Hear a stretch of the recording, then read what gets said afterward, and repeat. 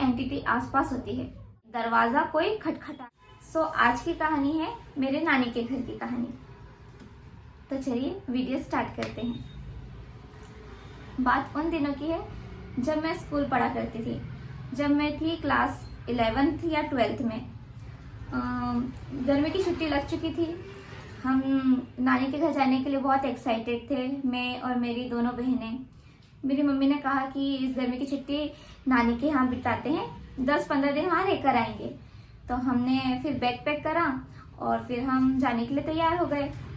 मेरी नानी का जो घर है वो खंडवा में है, खंडवा MP में।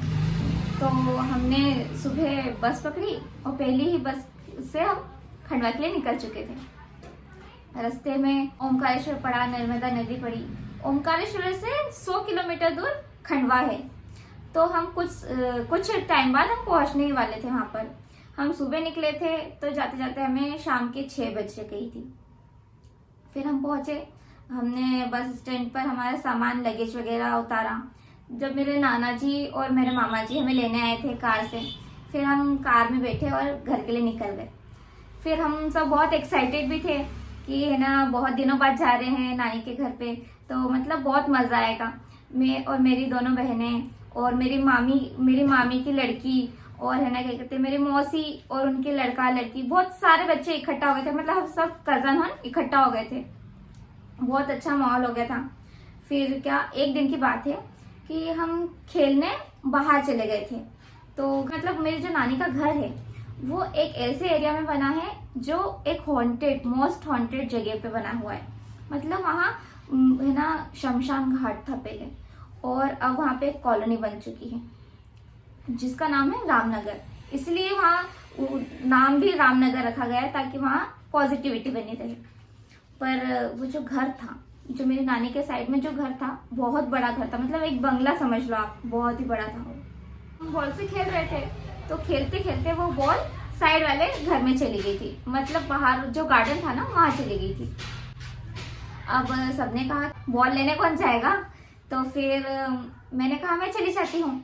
तो फिर मैं मतलब ऐसी बाउंड्री बनी हुई थी तो उसको कूद कर मैं उस बॉल को लेने चली गई थी। फिर क्या, मैं बॉल लेकर आ ही रही थी तो मेरी दीदी ने मुझे देख लिया और फिर मेरी मम्मी के पास ले गई मेरी दीदी मुझे और बोला, सबने मुझे बहुत चिल्लाया। तो मैंने पूछा कि मुझे क्यों चिल्ला रहे हो, मतलब बॉल ही तो लेने गई थी। तो फिर मेरी नानी ने वहाँ की हॉरर स्टोरी सुनाई, क्योंकि वो घर इतना हॉन्टेड था कि अगर कोई भी वहाँ रहता तो मतलब उसकी रूह कांप उठती। वो घर की कहानी ऐसी थी कि कुछ समय पहले वहाँ पे कुछ लोग किराए से रहने आए थे। एक परिवार था बहुत अच्छा, उनको वहाँ रहते रहते 1 से 1.5 महीने ही हुए थे। फिर थोड़े दिन बाद उन्हें ऐसा लगता था घर में कि कोई चल रहा है, कोई मतलब किसी की प्रेजेंस उनको महसूस होती थी।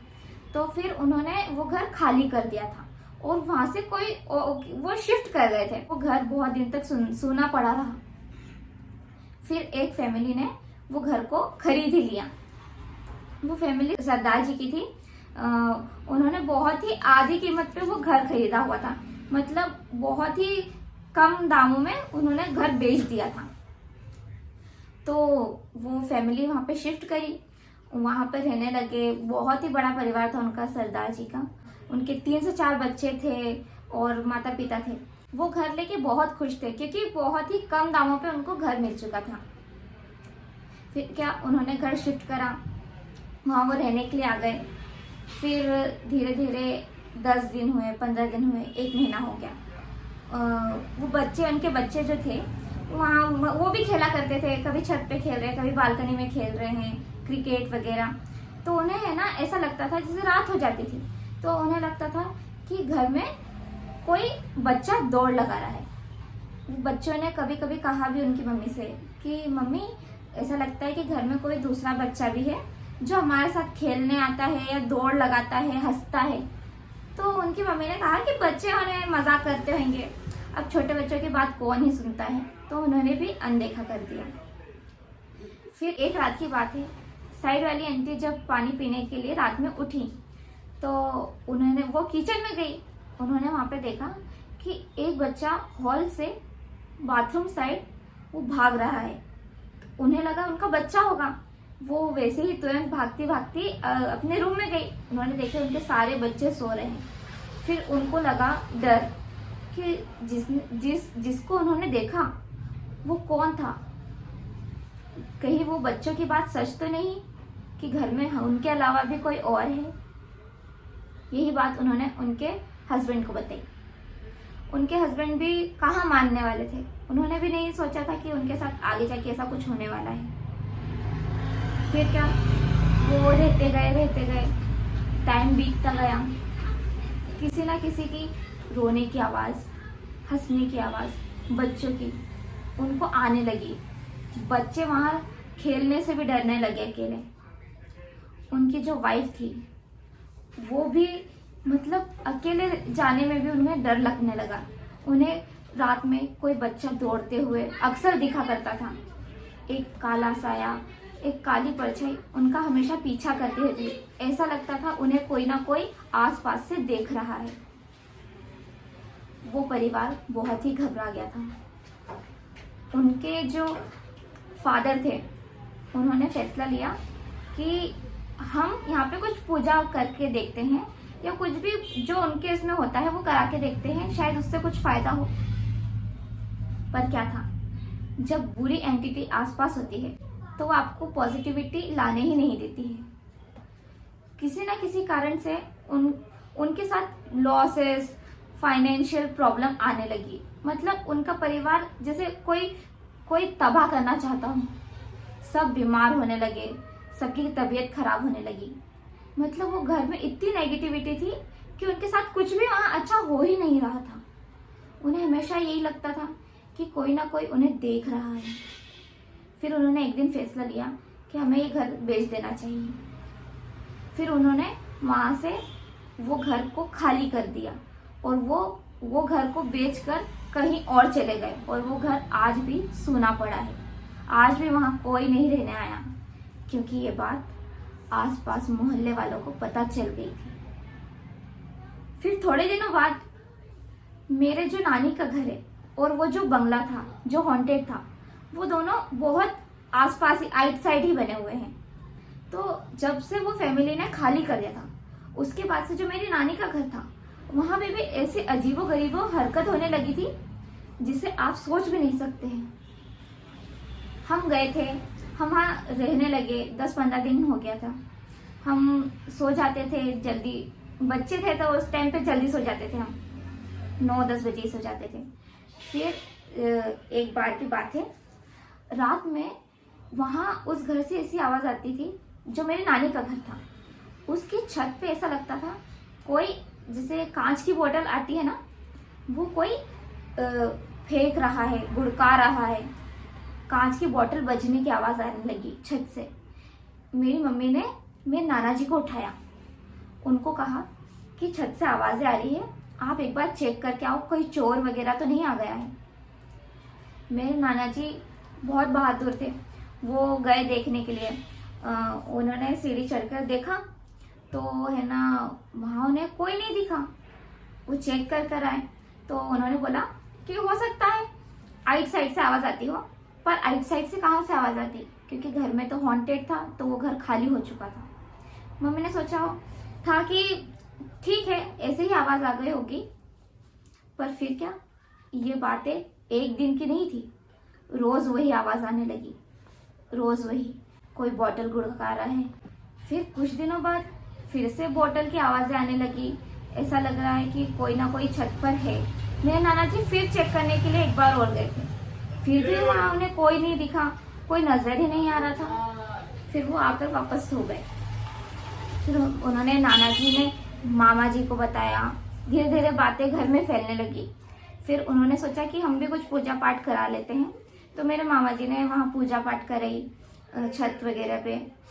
फिर भी थोड़े दिन तक तो आराम था, पर फिर वापस से वैसे ही आवाज़ें आना चालू हो गई थी। जो मेरी नानी का घर थे ना, वो भी बहुत बड़ा बना हुआ था। मतलब वो रेंट से रहते थे मेरे नाना जी और मामा जी, मेरे 2 मामा जी और नाना जी, और मतलब उनकी फैमिली, इसमें 8-10 लोग हैं। तो मतलब बहुत बड़ा परिवार था उनका।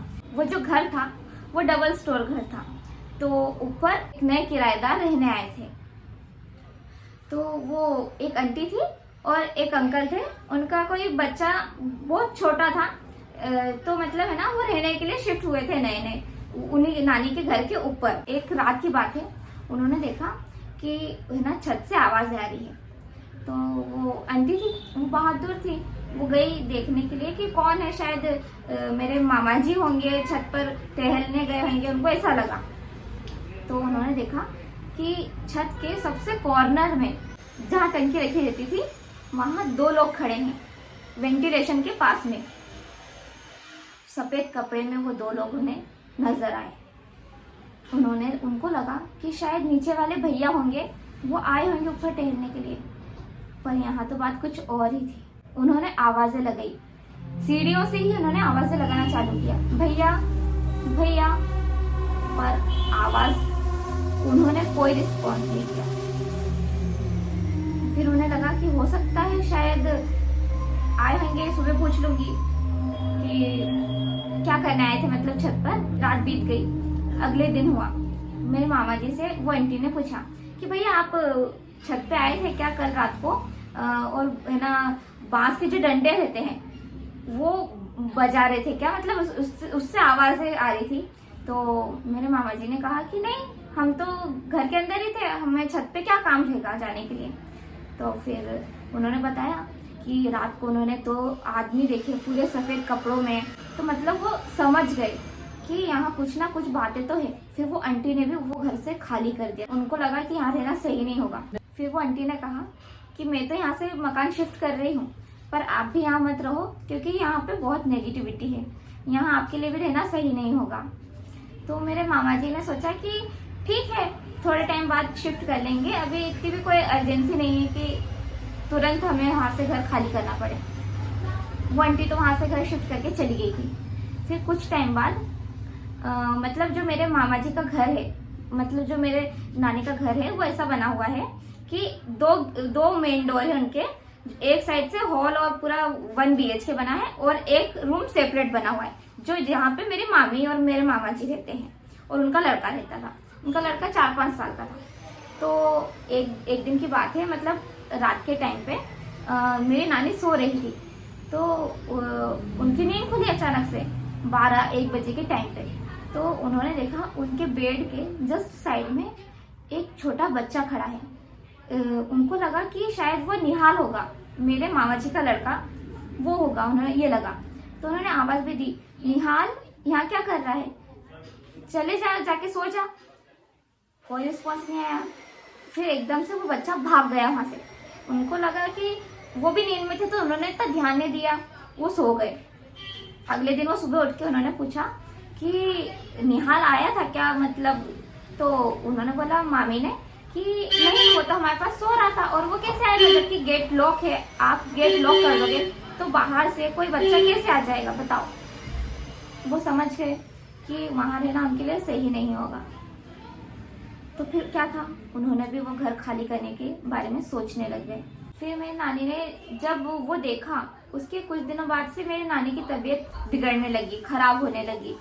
उन्होंने बहुत अपना इलाज भी कराया, पर फिर भी उनकी तबीयत सही नहीं हो रही थी। फिर उन्होंने सोचा कि वो इंदौर जाके अपना इलाज करा ले। तो वो इंदौर आए थे इलाज कराने के लिए। तो मेरी मामी घर पर अकेली थी, जो मेरे बड़े मामा जी हैं उनकी वाइफ घर पे अकेली थी। उनकी लड़की और वो सिर्फ घर पे थे। बहुत बड़ा घर था, मैंने आपको जैसे बताया कि मेरे नाना जी और मेरे मामा जी, मतलब पूरा परिवार मेरी नानी को लेके इंदौर चला गया था उनका इलाज कराने के लिए। वो घर पे थी तो सिर्फ मेरी बड़ी मामी और उनकी एक लड़की छोटी थी। वो उनकी लड़की होगी 4-5 साल की होगी शायद से। रात का टाइम था, वो सो गए थे। फिर अचानक से ऐसा लगता है कि दरवाजा कोई खटखटा रहा है। उनकी नींद खुली। फिर उन्होंने फोन करके पूछा कि तुम बाहर आए हो क्या। तो मेरे मामा जी ने फोन उठाया। उन्होंने कहा कि नहीं, हम तो सब वहीं पर हैं, इंदौर में ही। तो उनको लगा कि हो सकता है उनका वहम हो, है ना, नींद में उन्होंने शायद ऐसे ही सुन लिया हो। फिर क्या, वो सोने जा ही रहे थे। इतनी देर में ऊपर वाले फ्लोर से कोई आवाज लगा रहा था मेरे मामा जी की आवाज में, परी परी मतलब उनकी लड़की को आवाज लगा रहा था, मेरी मामी की लड़की को आवाज लगा रहा था, परी परी। मेरी मामी डर गई। जब उन्होंने फोन करके पूछ लिया है कि सब इंदौर में है, तो मेरे मामा जी की आवाज में कौन उनकी लड़की को आवाज लगा रहा था। मेरी मामी बहुत घबरा गई, पसीने से तरबतर हो गई। वो शांति से बिस्तर पर गई और जाकर सो गई। मेरी मामी की लड़की उठ के जाने भी लग गई थी, तो उन्होंने उसको रोका कि नहीं परी, यहाँ कोई भी नहीं है, हमें नहीं जाना है यहाँ से, घर से बाहर। वो जाके चुपचाप सो गई। अगले दिन वो उठी और उन्होंने फोन लगाया कि उनके साथ ऐसा ऐसा हुआ है। सबने बोला कि आप एक काम करो, आप अपने मायके चले जाओ। फिर वो वहाँ से उनके मायके चले गए थे। फिर मेरी नानी की तबीयत खराब हो गई थी, जैसे मैंने आपको बताया कि इंदौर में उनका इलाज चला थोड़े दिन। फिर मेरी नानी वहीं पर शांत हो गई थी। फिर जब से उन्होंने सोच लिया कि कुछ ना कुछ नेगेटिविटी थी, इसी कारण ऐसा हुआ है। फिर उन्होंने वहाँ से घर शिफ्ट कर दिया और फिर वो एक अच्छी जगह पे उन्होंने घर ले लिया है खुद का, और अब वो वहाँ रहने लग गए हैं। सो आपको गाइस मेरी कहानी कैसी लगी कमेंट बॉक्स में जरूर बताइएगा। मिलते हैं नेक्स्ट वीडियो में। बाय।